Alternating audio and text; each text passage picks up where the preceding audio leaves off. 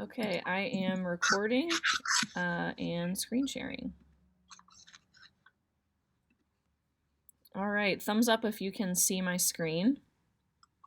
Awesome. Okay, I'm going to go ahead and go into presentation mode and we will get started. Yeah, while Maddie is doing that, we would like to use, since there's so many people this morning, to use the chat box for questions. So if you have questions during the presentation, just type those in the chat box and Suzanne or I will try to answer your question or bring it into the whole group that way. So today we'll be talking about some collaborative systems and ideas to get teachers and schools thinking interdisciplinarily and thinking asynchronously so that kids can access and teachers can access information, whether it be lessons or newsletters or what have you, at any time, because we know that all of our schedules are a little crazy right now and we all need to operate with a little bit of flexibility. So first, we wanted to root everyone in why we're here, which is the learner. And we wanted to start with sharing some learner experiences. We know that a lot of teachers, coaches, JCPS proper has kids at home, and I'm sure a lot of this stuff will ring true for you. It's some feedback we've been getting and some things that that we just wanted to share in terms of the student perspective. Anything to add, Joe or Suzanne? Yes, as we're listening to these learner experiences, if you hear a quote that really resonates with you, type that in the chat box.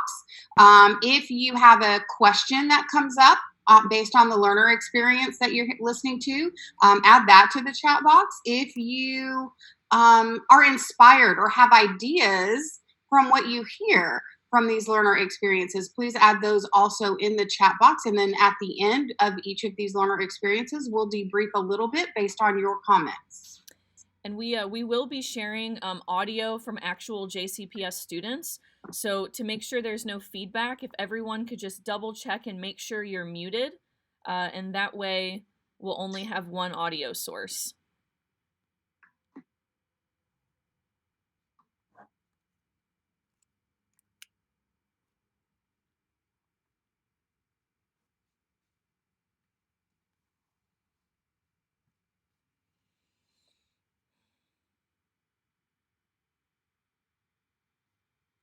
All right, I'll wait a little bit longer, and then plan B is to get out of present mode and show the slide that way.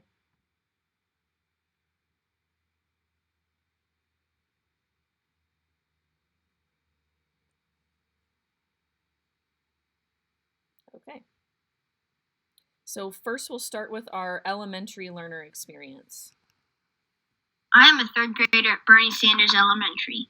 Virtual learning is good sometimes. I get to be on the laptop, chat with my friends, and sometimes we use choice boards where I get to pick what I work on. But other times I'm not sure what to do or how to get help. My teacher posts tasks for us to do. Sometimes I can do them on my own. Other times I don't know what some of the words mean or how to do some of the math. I'm studying energy transfer. What is that? I know what to do, I just don't know how to do it. My mom works from home during the day, and she's always in meetings, so she can't help me. My other mom says she is still essential, so she goes to work and she can't help me. At nighttime, they are tired and have to feed my little sister and give her a bath. Our assignments are due Friday.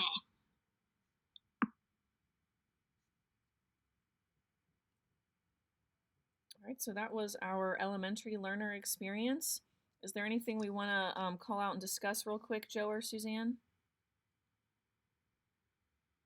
We don't have anything quite in the chat. If maybe we want to give folks 1 minute to process, to put in again their quotes. Oh, here we have one. Sometimes I know what to do. Sure. We'll move on to the middle school experience, just in case folks are waiting to listen to all of them before they comment or discuss. Great, but just remember that you can add into the chat box at any time. You don't have to wait until the end, and you may have a different comment for different grade level experiences that we're listening to, so feel free to add those thoughts in the chat box as we go along. How am I feeling about our new online learning? Well, some of the assignments are kind of interesting. I like watching videos, writing about what I think, and having choices. Yesterday, I got to see my friends and teacher in a Google Meet. That was cool, except there were so many kids, and some kids sort of talked over the teacher, so I couldn't hear her when she announced our assignment for the week.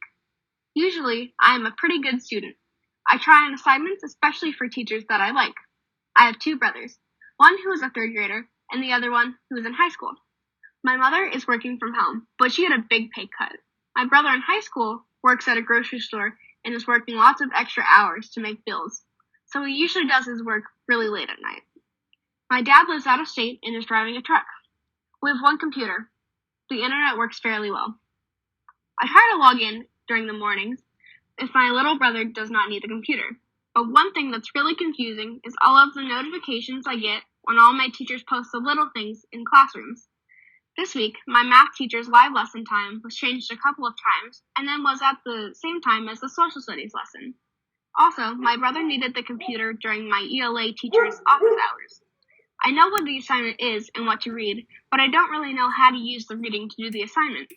I also wonder how I know if I did a good job. Most of my teachers don't really give us examples. It does get overwhelming to try to figure out when everything is, and I've never been very organized. My mom always yells at me for waiting to the last minute. I also have to help my little brother with his work.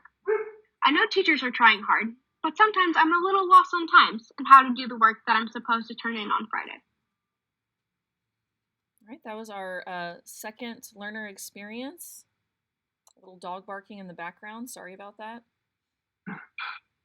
Suzanne, would you like to talk about some of the comments in the chat box? Because there are quite a few and some great comments over there.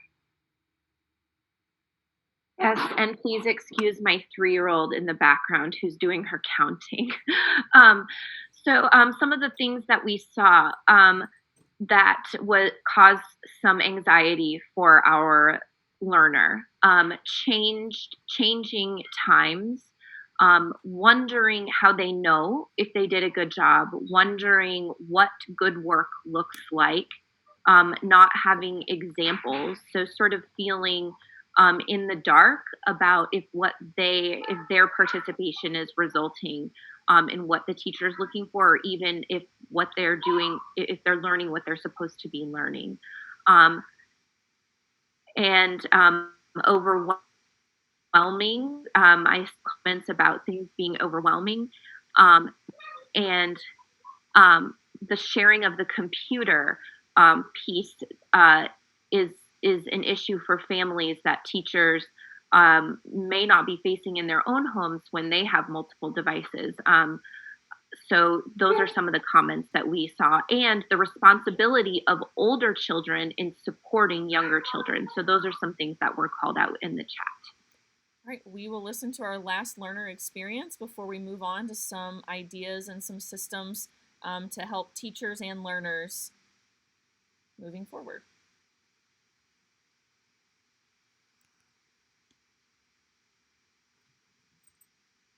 I thought I was going to like NTI because I could sleep late and work when I want, but that isn't really what's happening. We only have one computer for me, my little brother, and my little sister, and sometimes we have to let my mom use it for her work. To try to keep us from fighting, my mom created a schedule for when each of us could use the computer. This would be fine, but they're making me get up early to help my littlest brother with his NTI work, so I don't get to sleep late. If I don't get up when my little brother gets up, I get in trouble. Also, I'm in 2 AP classes, and those 2 teachers have decided to do their live lesson each day at the exact same time. How am I supposed to be on both at the same time? Don't they even talk to each other? I know the lessons are recorded so I can watch them later, but that's not the same as being on there with my friends and being able to ask questions and get answers while my teacher is online. Plus, my AP teachers are asking me to do a lot of work on my own. Seriously, I think it's more than when we are at school. I'm also in welding.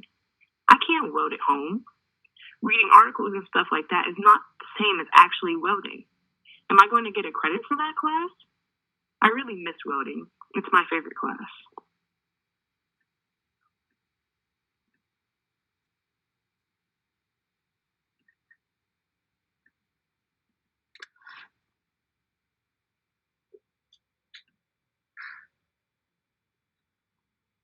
All right, that was our last learner experience. Are there any final thoughts from the chat box that we want to make sure we kind of address and discuss with the group real quick, Suzanne or Joe?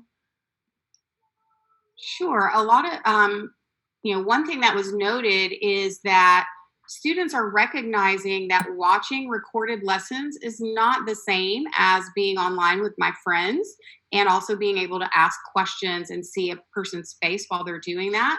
And that some students are feeling like this is a lot of work for them to do on their own. Again, similar to the middle school responses, that teachers may not be coordinating, and that the expectations for students to be on at the same time is a problem. And then for high school, we have a unique element, which is that students are missing their CTE classes and the hands-on work that they normally get to participate here. With this learner experience, the example was welding. So that is something our students are missing, is the hands-on active work with their career and technical ed classes. So we I have 100% accuracy, but 11 words per minute. have got a spot for so we've got a spot for everyone to just kind of capture their thoughts, and after we've had a chance to listen to the student experiences and process. So the question that we'll be thinking about is, how might we shift instructional practices during NTI?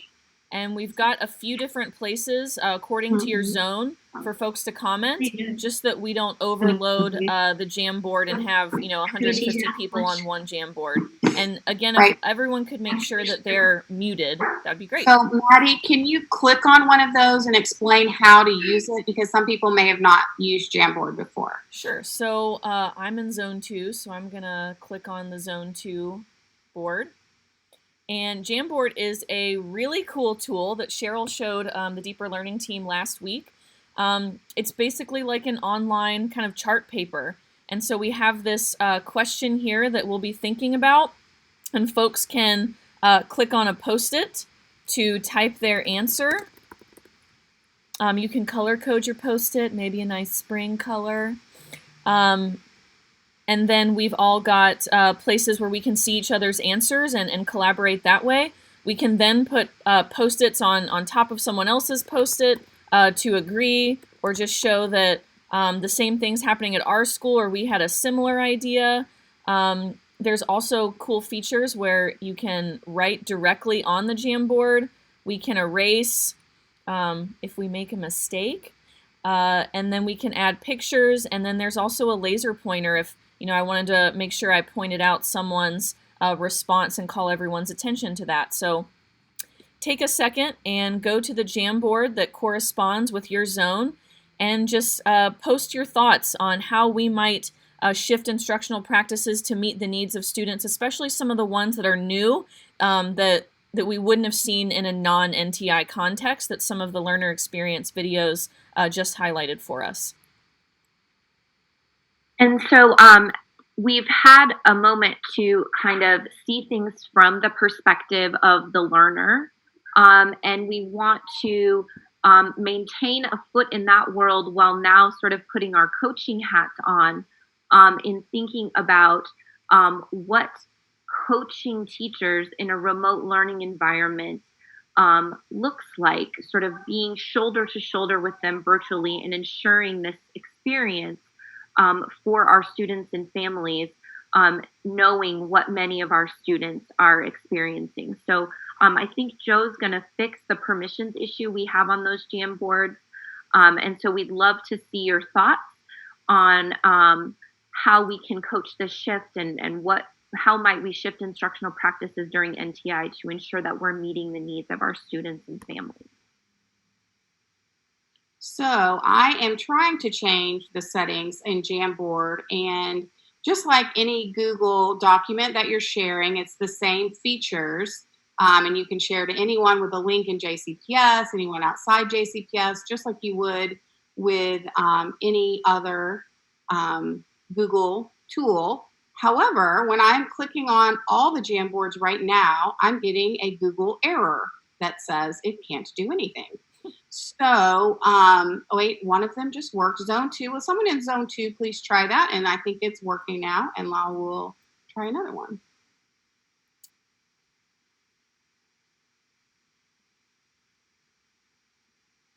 It looks like there is at least one person on the Zone 2 board. Awesome. Oh, there's more. Nyrie's there. Okay. Let's hope I can have the same success with the others because it's not wanting to cooperate. Google is a problem this morning.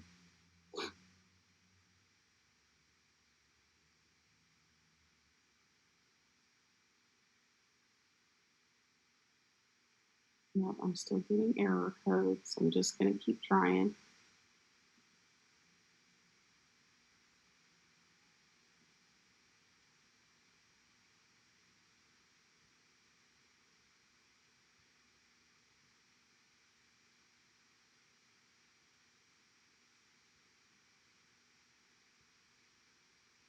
Well, we may have to just skip this part, Maddie and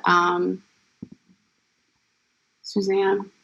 Well, this would have operated like a chart paper that you might have in your classroom. It might be that there are a lot of people on these. I'm not sure. But yeah, the message I'm getting is the server has encountered an error. Try later. So it may just be too many people online at one time for Google. Okay, no worries. Moving on. So this tool that we tried to highlight, Jamboard, is a collaborative tool. Oh, I think Suzanne or Joe, did you want to lead the discussion on how we can use collaborative tools like Jamboard to promote collaboration across disciplines and grade levels? And so our intent here was to have you use the Jamboard to bring your collective thoughts together around how we can ensure that students are having an equitable experience and that we can see things through the lens of students and coach from that perspective. And so now we want to think about how could we also use I think one of the pieces that really came out of our vignettes was this piece of the sort of incoherence that students and families are experiencing with so many messengers.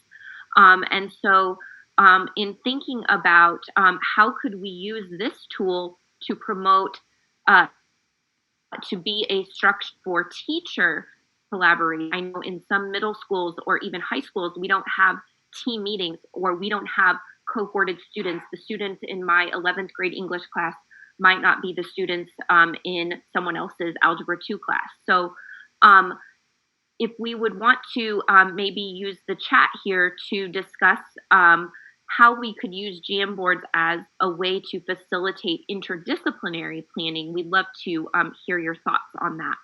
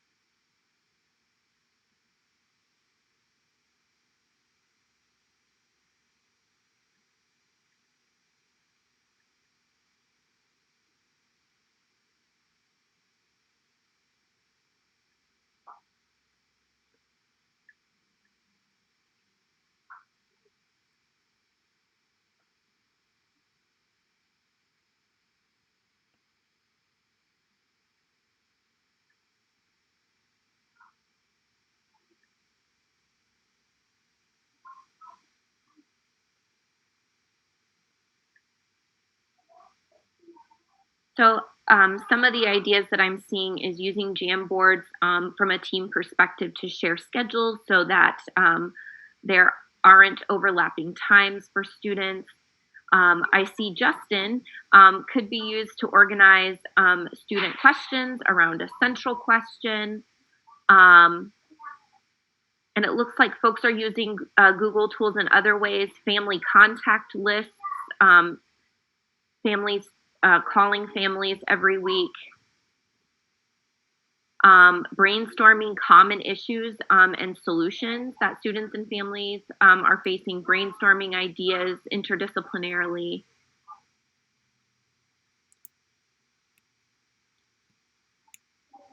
And then I see some folks saying we could use Jamboards as a way for students to collaborate as an alternative to Google Meets for office hours, so on and so forth.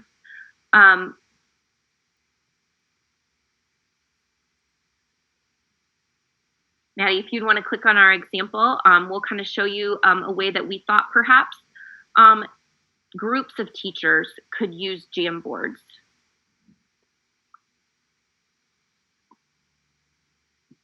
So last week, Ryan New and I did a professional learning on the JCPS Digital Learning channel around how to use compelling and supporting questions on choice boards as a way to offer a coherent interdisciplinary experience for students. So they're not getting these sort of siloed, incoherent assignments blasting at them from 5 different teachers on Google Classroom. We have teams of teachers collaborating around tasks. And so recognizing that sometimes those even collaborative opportunities for meetings among teachers aren't always there, this tool, the Jamboard, could be used for the brainstorming piece where teachers can start connecting with one another on how they are assigning and what they are assigning, so that we get more coherence in terms of the student experience. And so what we've done here is we've taken the compelling question that Ryan developed. So that's the center of the work that students are experiencing. And then each content area has a supporting question that students are doing a task around that's going to lead up to that summative compelling question. And so in this sense, then teachers are collaborating and brainstorming asynchronously to create a more coherent experience for students. And so the teachers are modeling sort of the behavior that we're looking for from students.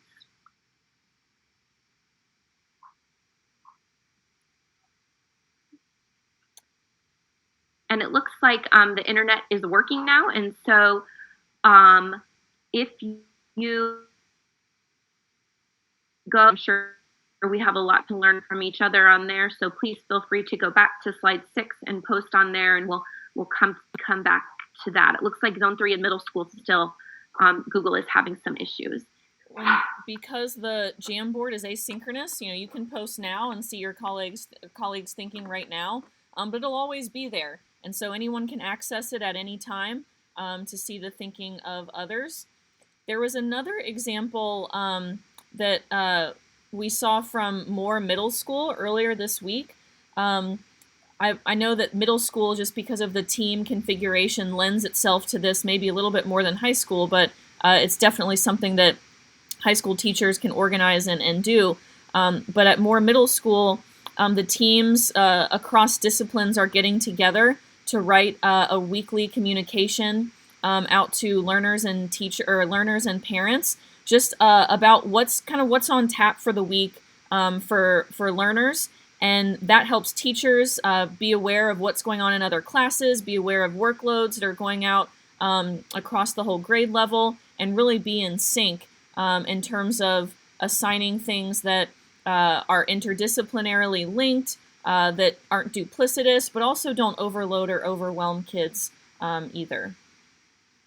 And I think that Moore example is such a good one, Maddie, because just as a parent who's experiencing NTI with a 3rd grader who has a lovely and amazing teacher, even at the elementary level, we have the communication from the school, things that are coming out that way. We have classrooms for the special area teachers, and then we have a choice board, but still those assignments are separated in Google Classroom. And so every time all of those teachers make an announcement, there's an email in Google Classroom. And so even just navigating that workflow for a 3rd grader requires a lot of intentionality on my part as the parent. And so I just really like that example from Moore about how there's this coherent message coming to that family from that group of teachers, so that they can get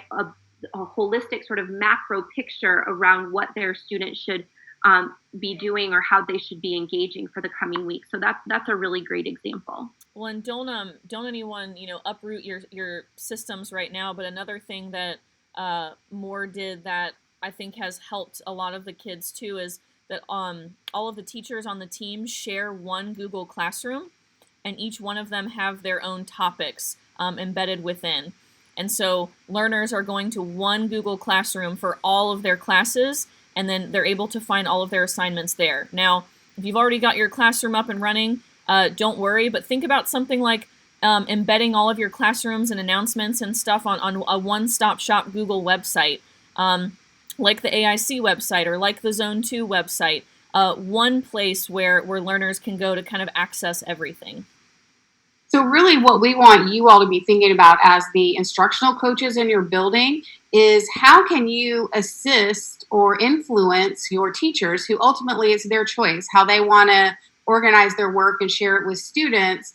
But as an instructional leader in your building, how can you use some of these tools to perhaps guide our teachers to see things in a more interdisciplinary and asynchronous way? And that can happen. One tool we've shown you today is the Jamboard, which I think now they're all working, yay.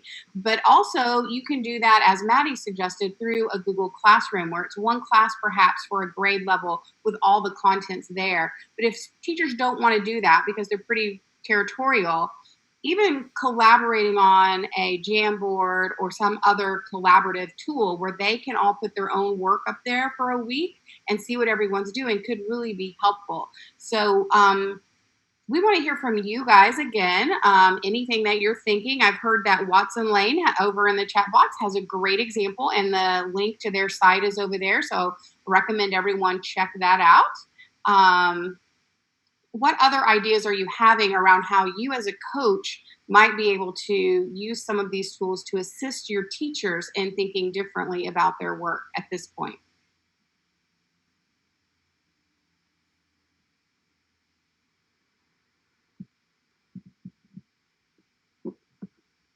So in the chat, I see a lot of folks from Hawthorne,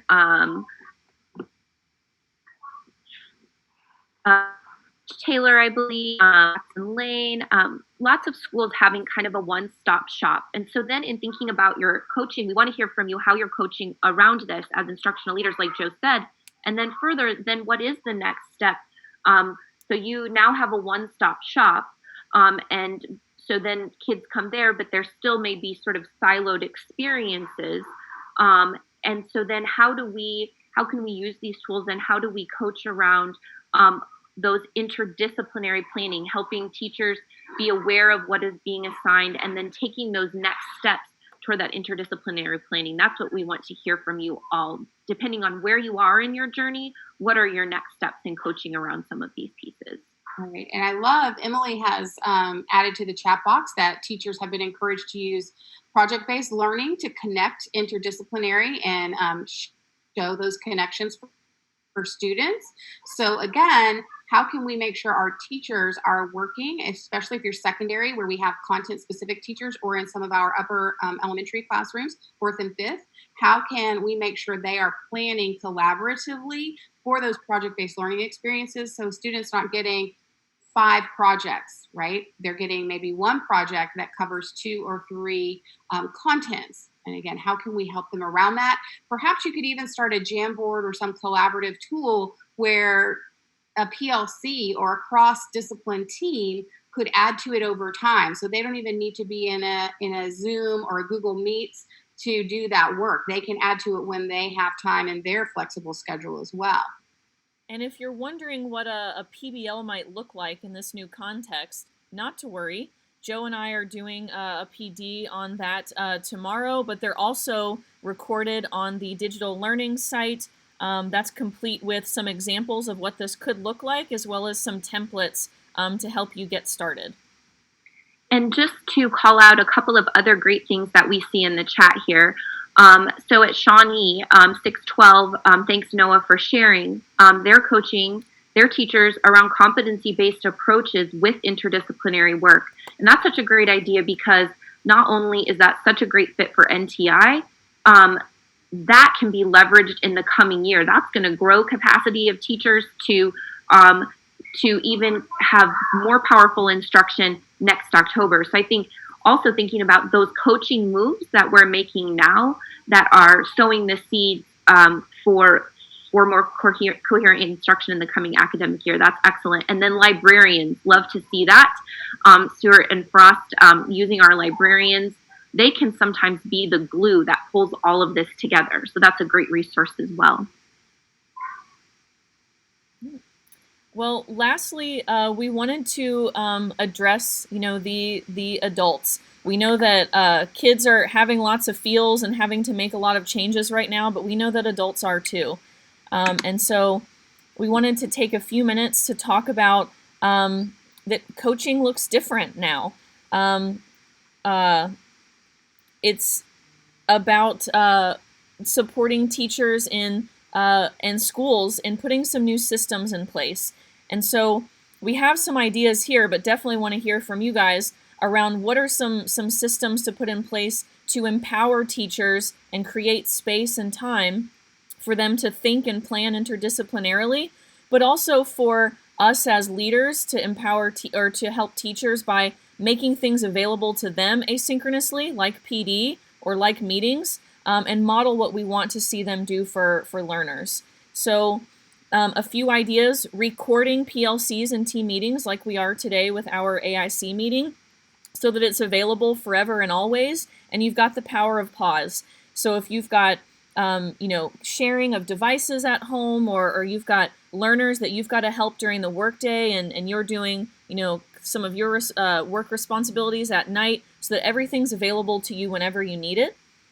We also talked a lot about using Jamboards or other collaborative mechanisms and spaces to make teams and colleagues aware of plans and meetings and questions, just to have a one-stop shop to share ideas that's asynchronous. We have access to each other in the hallways, and we've got embedded meetings in our day when things are normal, but we're in a different context right now. And so thinking about ways to put spaces in place that are digital, where teachers can visit and comment and collaborate at any time, will help meet the needs for flexibility in our new context. And then using questions as a planning conduit. I think lots of our parents and kids and teachers feel overwhelmed at times. So just leading with questions. It could be posting, compelling or supporting questions and organizing your instruction around that, using something like the Jamboard, or using questions in other ways to lead your instruction or lead your coaching. But again, we wanted to hear from you guys, and I see the chat box is blowing up. So if there are any pieces that Joe or Suzanne wanted to call out that we make sure that we make the group aware of, we can do that now.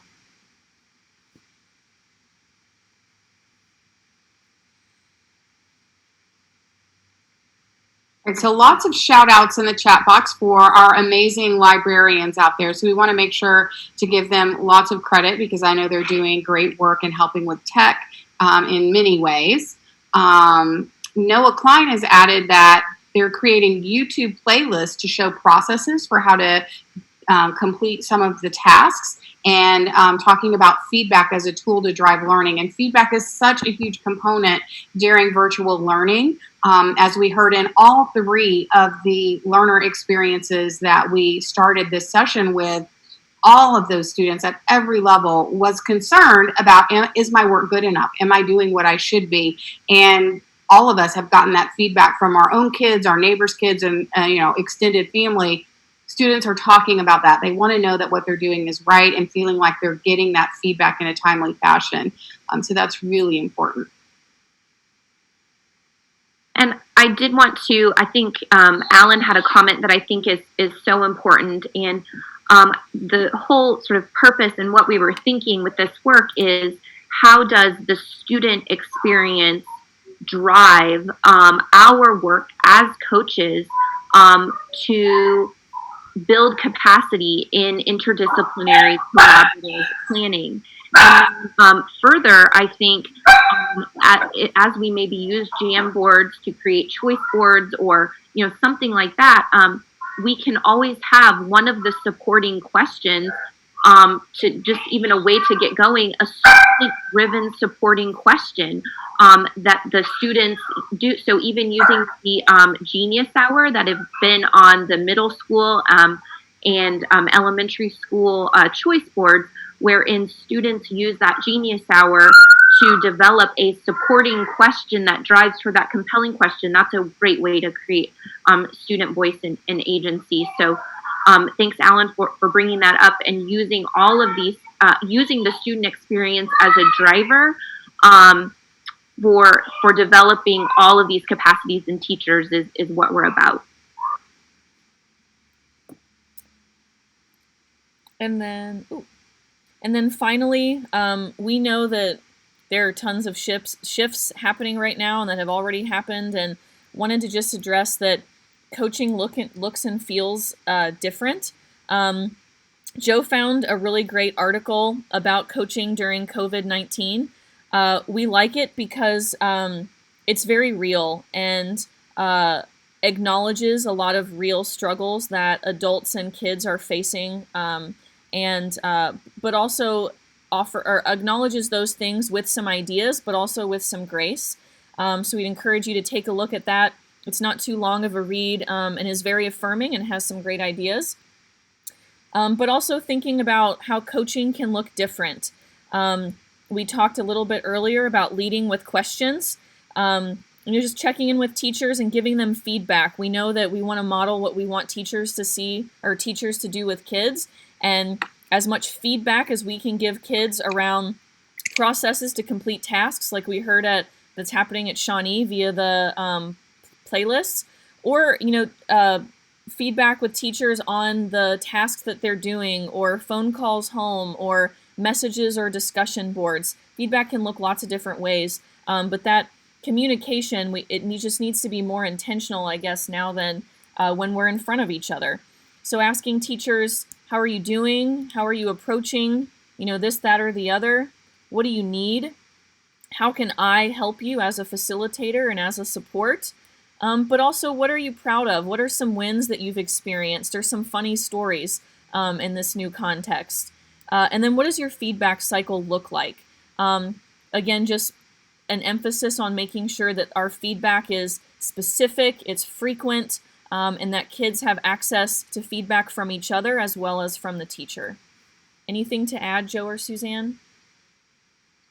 Yeah, I just want to point out that the first question we ask in our list is, how are you doing? It's important to realize that our teachers, we know our students are living in homes with all kinds of issues that they can't bring to school with them all the time, and now they're in that 24/7. But our teachers are also going through a lot right now.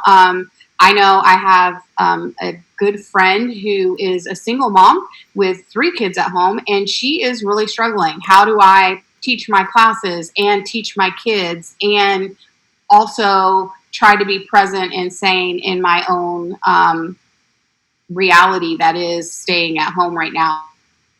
So it's important that we remember they are humans, and we work with our teachers with humanity and love and grace as we approach them through this time.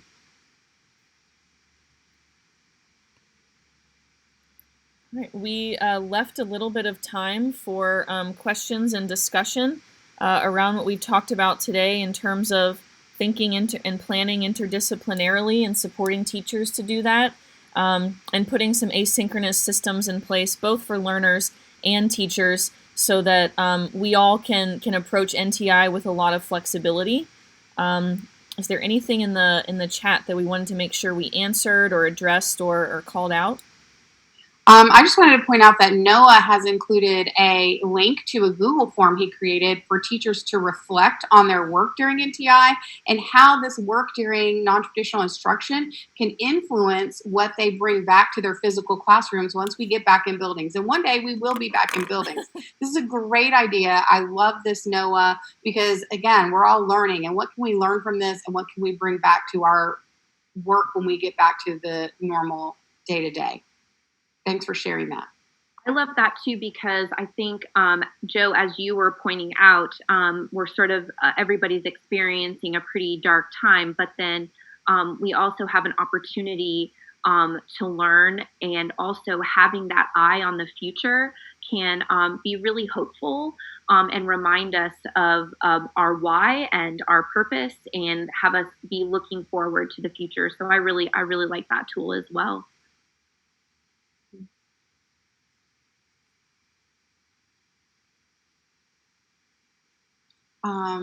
I also want to point out Cheryl's comment, if anyone missed it, and she's saying it's important for us to keep in mind that celebrations are a part of this work. Even though it's virtual, we still need to be celebrating with our teachers the successes that they have and finding ways to do that. Great. I did put the link to the article that is on this slide. It's also the link now in the chat box. So if you didn't see that and would like it, it is there. All right. I'm going to stop sharing if that's cool with everyone.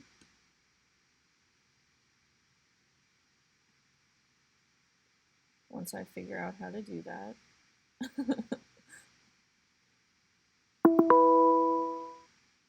There you go. Good. Yeah. Well, that's what we have for you guys. We left the rest of the time, open for discussion and questions to make sure that we left time, for what you guys bring to the table as well.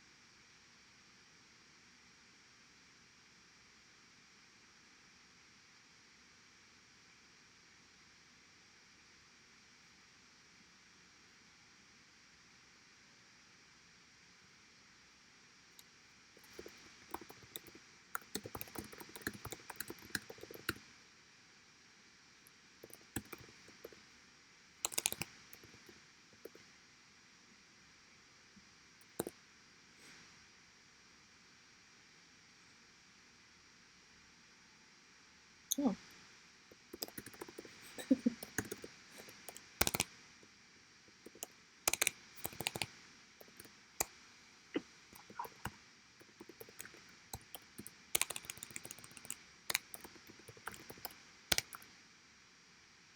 Please remember to complete the reflection form on the AIC site. Whoever's still here, don't forget.